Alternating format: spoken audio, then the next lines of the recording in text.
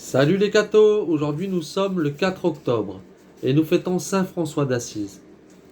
La vie de Saint François d'Assise est la condamnation des sages du monde, qui regardent comme un scandale et une folie l'humilité de la croix.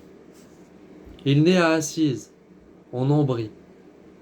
Comme ses parents, qui étaient marchands, faisaient beaucoup de commerce avec les Français, ils lui firent apprendre la langue française, et il parvint à la parler si parfaitement qu'on lui donna le nom de François, quoiqu'il eût reçu celui de Jean au baptême. Sa naissance avait été marquée par une merveille, d'après un avis du ciel. Sa mère le mit au monde sur la paille d'une étable. Dieu voulait qu'il fût, dès le premier moment, l'imitateur de celui qui eut pour berceau une crèche et qui est mort sur une croix. Les premières années de François se passèrent pourtant dans la dissipation. Il aimait la beauté des vêtements, recherchait l'éclat des fêtes, traitait comme un prince ses compagnons, avait la passion de la grandeur. Au milieu de ce mouvement frivole, il conserva toujours sa chasteté. Il avait une grande compassion pour les pauvres. Ayant refusé un jour l'aumône à un malheureux, il s'en repentit aussitôt et jura de ne plus refuser à quiconque lui demanderait au nom de Dieu.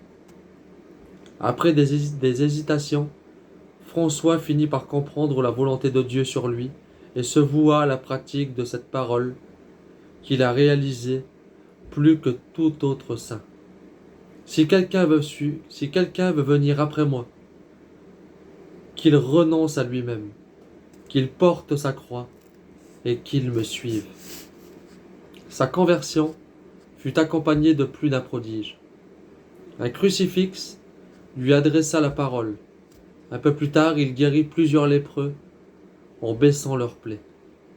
Son père fit une guerre acharnée à cette vocation extraordinaire qui avait fait de son fils, si plein d'espérance, un mendiant jugé fou par le monde. François se dépouilla de tous ses vêtements, ne gardant qu'un cilice, et le remit à son père en disant « Désormais, je pourrai dire avec plus de vérité « Notre Père qui es aux cieux ». Un jour, il entendit, à l'évangile de la messe, ces paroles du Sauveur. « Ne portez ni or ni argent, ni aucune monnaie dans votre bourse, ni sac, ni de vêtements, ni souliers, ni bâtons. » Dès lors, il commença cette vie tout angélique et tout apostolique dont il devait lever l'étendard sur le monde. On vit, à sa parole, des foules se convertir. Bientôt les disciples affluèrent sous sa conduite.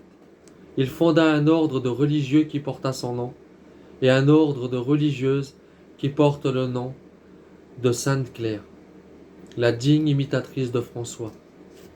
Ces deux frêles tiges devinrent des arbres immenses. Que Dieu vous bénisse, et à plus les cathos!